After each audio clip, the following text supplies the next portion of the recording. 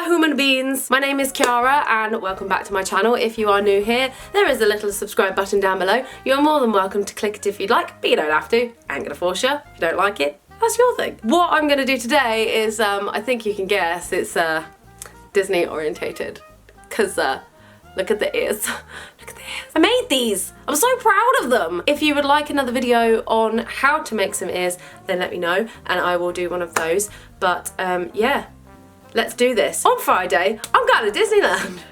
I'm going to Disneyland. It's going to be amazing and I'm really excited, and it's Disneyland Paris, but I'm also going to another Mickey's Halloween party in California, and then I'm going to go again because I'm just so excited. But I think I might be missing Pixar Fest, and I'm kind of gutted because it's got the Paint the Night parade, which was the first big Disney parade that I saw since 2007. I'm just so sad that I'm gonna miss it, and I'm like, oh my god. So, but that's if they don't decide to carry it on. Last year they were like 60th anniversary parade, Paint the Night, and when I got to see it, it was amazing. And then they were like, we're gonna carry it on because it's by popular demand. It's just amazing. So, and they know it's amazing. Let's face it, they know. This video is simply going to be a video of Disney hacks and the things that I have learned going to the Disney parks over the last few years, and all of the little things that people think that you can't do but you can, or they worry about being able to do it on a budget, or just photo passes, different things, lots of different things, and we're going to talk about that right now. So the first thing is photo passes. Now this is the first year that I am actually going to be using Photopass, and I'm very excited to, but in previous years I have gone to Disneyland Paris, and the last time that I went I was with Jess and we got given a card even though we hadn't paid for Photopass, and we still managed to pick up the picture. Obviously it wasn't available on the app because we didn't actually pay for Photopass when we did it, but we got to go to a stand and they were able to scan it, show us the picture, and we were able to see it, and Jess got it printed. She was really, really happy with it. It was all dandy. It was a really good high quality photo. If you don't know what Photopass is, a lot of cast members are walking around with cameras, or they're in stationary places with certain characters, or you can also get photos taken on certain rides. A lot of them tend to be the bigger ones. Once those photos are processed, they are then put down onto a card, and the photographer, or you if it's at an attraction, will go up to them, hand them the card, tell them the attraction number if it was on a ride, or they will just have it on their camera if they just took it of you in front of them. Then scan the card, put the photos on the card, and they are yours for a year. I believe it's a year. You can then download them in high quality because the cameras they use are phenomenal. You can keep them forever. They are yours forever. Or you can choose to take them to a Photopass area in the park and have them printed on the day if you want them like that. Or you can choose to do it at home. I mean, I think you can do it at Tesco's.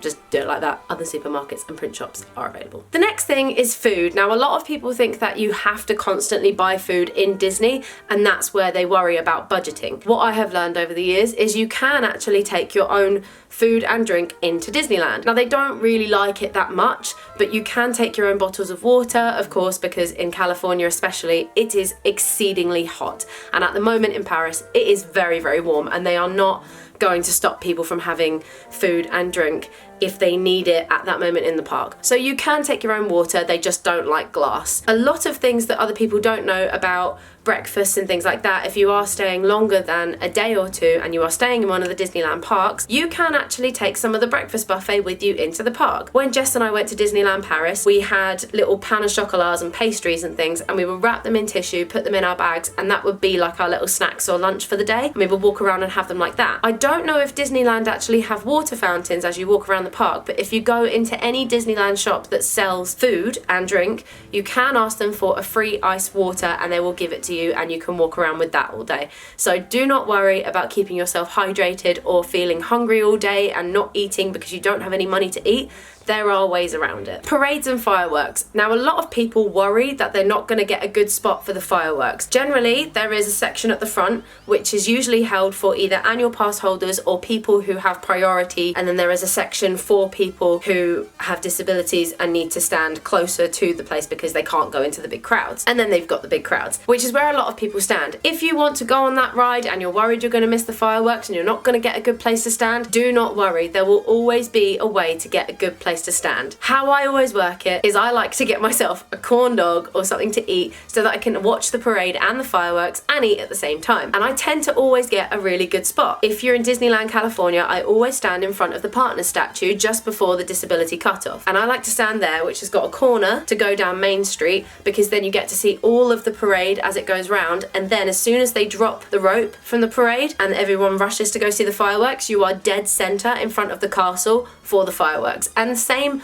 also goes for Disneyland Paris. When Jess and I saw Disney Dreams on the first night that we were there, everyone was sitting to the left of the castle, and that was free for anyone to go to, and no one stood up the whole time. So do not be worried about getting a bad place for the castle, because generally if you shimmy in and out of people and stand next to the big statue or the area in the middle or just to the left of the castle if you're in Disneyland Paris, you are generally going to get a good spot for everything. Number 4 is pin trading, and pin trading is something that I got very addicted to, and I'm still rather addicted to. I actually have a lanyard for America and a lanyard for the Paris park. If you want me to do another video of my pin collection, I will happily do that because I love my pins. Pin trading can be rather expensive, and if you don't want to spend all of the money on Disneyland pins in the parks, what you can do is buy a bulk on somewhere like eBay. It's very difficult because you will get scrappers in there, or scrapers, whatever anyone wants to call them. They are known as, obviously, the fakes, the ones that people try and show you are real and they're not. But every single Disney one, if you look very carefully, will always have the official pin trading mark on the back. No matter what size the pin is, it will be on the back of it. Make sure that that is on the back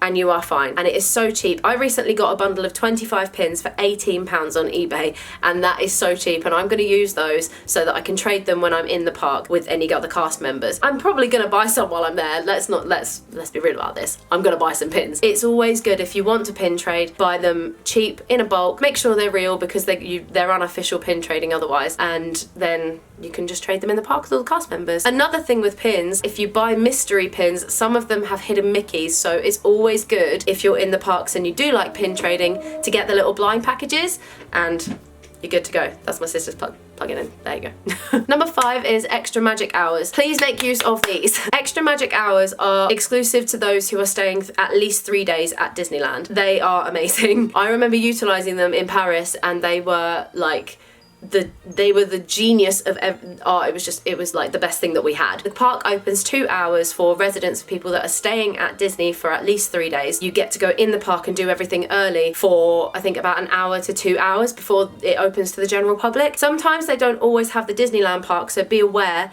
and I will get on to how you can check that at a later part of this video. One of the parks will be open from an hour to 2 hours before it's open to the general public. This gives you a perfect opportunity to go on all of the places that either don't get flooded with people beforehand, and I found that a lot of people try to go to Fantasyland before it's open, because that's the one that everyone just wants to go to when it is open, because Fantasyland is full of all of the original classic rides like the Peter Pan's Flight, and that is the most sought after ride in Disneyland. If you can get on Peter Pan's Flight before it happens, Jess and I managed to do it with a 10-minute wait. The minute we got out, even in the extra magic hours, it was a 45 to 50-minute wait. So it is definitely worth, as soon as you get into the park, rushing to that ride that you want to get on, that you know is going to cost loads if you get a fast pass, or it's going to just be a nightmare to queue up for later. Do that. We also utilised it when we wanted to meet a character, and we managed to meet Ariel, and we were so lucky. We did have to wait a little while, but had we not been there before the park opened, we would have waited even longer. It's definitely worth getting yourself down to the Princess Pavilion if you want to meet a princess, because those queues can take hours. It is a good idea to go on the ride that you want to. I've also heard a suggestion that it is good to go into Adventureland and Frontierland before the park opens for all the general public as well, because that tends to be the place where no one goes, because everyone filters in Fantasyland and Discovery or Tomorrow, depending on which Disneyland you're in. So it is good to do that, because then that means that you can get more rides done if your aim is to get a lot of rides done in that day. But if you have extra magic hours, definitely use them. It is so worth it. Moving on to the next one, which is also interlinked with magic hours, is a fast pass. If you don't get that opportunity to get the extra magic hours or go on the ride that you wanted to, the best thing to do is get a fast pass. Now, I can say the best thing to do is get a fast pass, but never actually used one. I've been looking it up, and I've seen that a lot of people are using them more than once a day. Now, I don't know if this is actually a thing, but I thought you could only use one per day, but it's always worth a check. If you go to the ride that you wish to go on and the queue is absolutely massive and they have a fast pass option, dear Lord, that's a mouthful. It's always worth checking to see when the next time that you can come back is. So when you can get a fast pass, go on the ride, and then it's done, and then you can say, yay, I did that ride, woo, I'm so happy. Number 6 is one of my favourite tips ever. I got this from a wonderful family who vlog on YouTube called the Hayes Family Vlog, and my god, I used this tip in Disneyland, California, and it was the best thing I did on a ride, hands down. Thunder Mountain Goat is the best thing ever. Thunder Mountain, as everyone knows, is the wildest ride in the West, or something like that.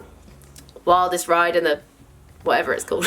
Like one of the best rides that they have ever, and it's huge mountain if you don't know what it is, and it's just like this rickety train that just goes around this mountain, and it's just fantastic. It has about 2.5 drops, like 2.5 big bits, and then it goes down. In California, there is a goat on the second drop just before they take your picture. Now, I have been watching virtual videos of Paris to see if they have it, and they don't, but they have a goat on the left as you're going up part of it, and then as you get to the top there's a huge part of the mountain. My tip for you guys, and the tip that I was given in this Hayes family vlog, is to watch the goat as you're going down that big drop, the second drop. Watch to the right of you. Obviously be aware that you are still in a cart and on a ride, so just, you know, hold on very tight, but look to the right of you, just behind you, kind of like that. It will change the ride forever. That's all I'm saying. If you like thrill seeking, do it. The next one is ears. What I have learned over the last few years of going to Disney is, yep, I like buying ears when I'm in the park,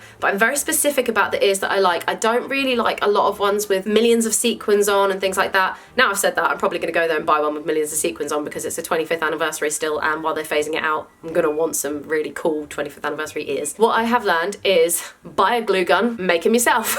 It is so easy. I honestly didn't know it was gonna be that easy, and I'm so proud of some of the ears that I have made. If you follow my vlogging channel, you will get to see them over the next few weeks because I will be posting some Disneyland vlogs, and I'm so excited for it. These are one of the pairs that I've made. I did some 101 Dalmatians / Cruella de Vil inspired ears, and I flippin' love them so much. They're made of like faux fur. I literally use faux fur, cardboard, 99p ears from eBay, a little bit of fabric and some ribbon, glue gun, done, and some fur. Yeah, obviously some fake fur. It's just so easy to make, and a lot of the time it is really cool if you have some of those bundles of pins, or if you go to Disney and you find a pin that you like. It's cool if you make some inspired ears and then you can stick that pin on it. So if you have like some Stitch inspired ears, you can stick a Stitch pin in the middle of the bow. Like, how cute is that? I'm actually halfway through making some Winnie the Pooh ones, and Jess got me a Disney pin of Winnie the Pooh, so I stuck him in the middle and it made the ears perfect. Like, the ears just, they were, I was like, something's missing and I don't know what's missing, and I stuck that pin in the middle of it, and oh crikey, they just look so cute, and you will get to see them. I'm so excited if you follow my vlogging channel, which will be linked in the description box below. So if you're interested in all of that, go down there. But if you don't want to spend your life savings on Disneyland ears, you can make them yourself. A lot of people on Etsy do make them as well. It's great to put some money towards their people and their business, but if you do want to make them yourself, it's not difficult at all. And if you would like a video, comment in the description box below. Description box.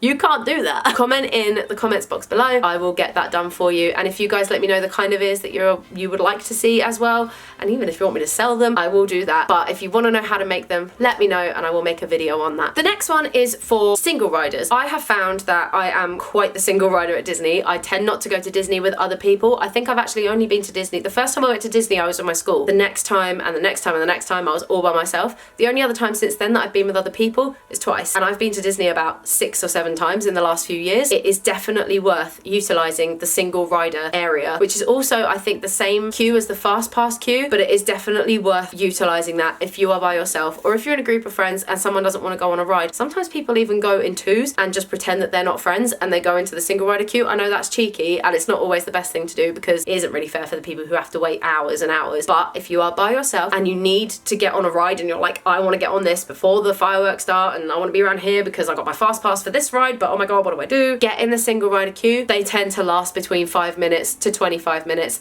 and no longer than that. I don't think I've ever known a single rider queue to go longer than 25 minutes, like ever. So it is definitely worth going in a single rider queue if that ride has that. You may be separated from your friends, but that doesn't always matter because you'll still be enjoying the ride anyway, and it's just such a great experience just going on it. And it's actually fun sometimes going on a ride by yourself. There was this time when I went on Splash Mountain and I was on with the whole family, and yeah, it kind of felt a bit awkward, but they had no seat at the back and I was the only one sitting there and I was bound to sit with someone. So, and sometimes you can make new friends as well. It's always good fun. It's always good fun doing single rider. Tips 10, 11 and 12 are going to be kind of linked together. So the first one is the apps and character meets. A lot of people want to meet characters when they're walking around Disneyland, and sometimes you just bump into them. Like you can walk around the corner and the blue fairy will be there. There's been times where characters just walk around and you're like, didn't know you were going to be there. But there are times where characters just do pop-up meets and they stay in one place. If it's Peter Pan, he will never stay in one place, just to let you know that. He likes to run around. He's a young boy. Every other character meet that will be just standing still will be on the app. If you want to meet a certain character, it is definitely worth downloading any Disneyland app or Disney World if you are there to go and see where the characters are, and it will always show you when they will be there, how long they'll be there for, and just whereabouts in the park that they are, and if you can get there and all this kind of stuff. And if you're stuck in Tomorrowland or in Toontown or something and you're like, oh my god, Hook is in Adventureland and I want to go meet him but I don't know how to get there because I'm on this ride and I want to do this and he's only there for this, check the times, and you can also see when they are going to be getting back there later as well. It's also worth it to keep tabs on it as well, because if you are interested in meeting characters, sometimes they do spontaneous pop-up ones and they will come up on the app, so it's definitely worth downloading it if you can and checking when the character meets are. Tip 11 is also another app one, and that is for the rides. Also worth checking how long the wait time is for certain rides. Every single ride will tell you how long the wait time will be. It's so much easier when you are maybe on Pirates and you can see that it's going to take 45 minutes, but you want to go on Haunted Mansion and Haunted Mansion's got a 50-minute wait. If you can do Pirates and then go round there and then suddenly Haunted Mansion's lost like a little bit of its time, you can be like, oh, I'll go on Haunted Mansion now. So it's definitely worth seeing what the time frame is in certain rides, because some of them will be a lot longer. And even if you're like hungry as well, you can be like, well, this one's got a long wait, so let's wait till it goes down a bit. A good one with rides in terms of waiting, wait if you don't want to see any of the parades or the fireworks, or you're really not interested, because sometimes they do the parades twice. I remember when I was in California, they did the Paint the Night parade twice on one of the nights. It's definitely worth using one of those times to go on the rides, because a lot of people will still be watching the parade, so there won't be many people queuing up. That will be a very good time to go on the rides. Number 12 is for those who don't have a phone, or their phone might be broken, or they don't have the app and they have no access to the app or anything like that. Don't worry, do not panic. If you want to know when anything is going on, you can find it out from someone else, from a cast member. You can ask them, or as soon as you enter the park, once you have gone to the ticket barrier, there will be maps everywhere. They have maps of the entire park. They might not tell you where the character meets are, but that's where you can ask a cast member, because every cast member in Disneyland are so helpful and they are so much fun as well. They are so lovely, and it is always worth asking them if you have a query, or you'd like to know when maybe the Dapper Dans are going to be singing in Main Street, or the fireworks are going to start, or when certain parades will be on and things like that. If you would like to know when certain things start, they tend to have schedules inside the maps for that specific day as well, even for the events and things like that. If you're going for a Halloween party, which I think I'm going to do another video on, I will do like a tips video for Mickey's Halloween party, because I've been enough times to know. It is definitely worth picking up a map. Like, even I have the app and I still pick up the maps, because I like being able to have it in hand and like see what I can and things like that. And if I don't want to lose the battery on my phone, I can just whack out the map and be like, I know my way around Disneyland, but if I didn't, this is where I am, this is where I need to go, this is what's on at this time, and that's where it starts. And it's a great thing to have on you all the time. And the last tip for the video is one that everyone always ponders. How can I get that perfect Disney castle picture? Wait. All you have to do is wait. I know that you've probably spent a long day walking around Disney and you're tired and you're just feeling like you need your bed. Bed sounds amazing. By the end of the fireworks, when they tell you that the park is closed, do not leave. A cast member is not going to yell at you if you want to stay behind and take a few pictures. In fact, they encourage it. The nighttime is the perfect time to take pictures of everything in Disney, because everything is lit up and everything is beautiful. There are lights everywhere. The castle is just like illuminated. It's unreal. It really is. I stayed in California at the Halloween party last year with Hannah, and we sat down in the middle of Main Street and got pictures when no one was on Main Street, and it was amazing. The only people there were just cast members waiting for other people to leave, and that was it. And we still had people behind us queuing up to take a picture of the big Mickey pumpkin. It wasn't like we were being rushed out either. So when you get that perfect opportunity, just wait for people to leave and the crowds to disperse, because it will take a while. It might might take about half an hour. Some of the shops are still open as well, so you can have a wander in there, maybe get some chocolate covered strawberries or have a look, get that teddy or that balloon that you've been waiting for all day and you didn't get the chance to get, and then get that perfect picture at the end in front of the castle when it's all lit up and there's no one there and it's just you and the view. It's unbelievable. It's probably actually one of my favorite times because it's like silence. All you can hear is the music going on. The music doesn't shut down. No one shuts down Disneyland until every single person has left. That is the best time to get a picture. And you can even ask a cast member to take your picture as well. If you don't have anyone to take the picture for you or you want a group picture, you can get those stunning pictures of just you and Disneyland with no one else around. Do not worry about that. So that is it. Those are all of my tips for Disneyland and Disneyland Paris and Disneyland California. Not too sure about Walt Disney World, but I'm pretty sure that they'd still be the same. I need to get myself over there, seriously. But I am so excited for Disneyland Paris. If you guys do want me to carry on and do Disney type videos, I of course would be happy to do that because it's me. I ain't gonna say no. If you would like me to do a video on how to make these bad boys or any other ears, I would be happy to do that. And also if you would like me to do a video on my pin collection, I will be happy to do that as well. I think I'm definitely gonna do a video, oxymoron. I'm definitely gonna do a video around Mickey's Halloween party because I'm going again and I'm so excited, but I'm probably gonna film it when I'm in America because it's like halfway through there. So I'll do a tips on what you can do and the little hacks that you can do at Mickey's Halloween party because there are lots more than what I've said in this video, but I don't wanna ruin it for you. If you would like that or any of those ones that I mentioned before, pop a comment in the comments below and let me know if you would. And yeah, I pretty much love you guys to frickin' death. Thanks for watching if you've made it this far, and I will see you on my vlogging channel when I go to Disneyland. And if you ain't following my vlogging channel and you want to see my Disneyland journey, all you gotta do is pop yourself in the description box below and just subscribe. And subscribe to this channel if you want to, but again, like I said before, you don't have to. I'm rambling now. I'm gonna go because I'm sweating. It's really warm. I love you guys. I'm just gonna say bye. Bye. If your heart is in your dream. I have a cold.